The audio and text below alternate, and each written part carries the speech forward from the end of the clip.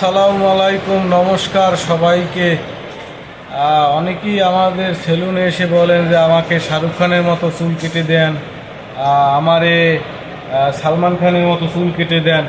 তো আমি বলি, আপনারা এসে যদি বলেন আমার মাথার শেপ অনুযায়ী আমাকে একটি কাটিং দিয়ে দিন, তাহলে কিন্তু আমরা সেলুনওয়ালারা খুব সুন্দরভাবে কাটিং করে দিতে পারি, হ্যাঁ, মাথার শেপ অনুযায়ী।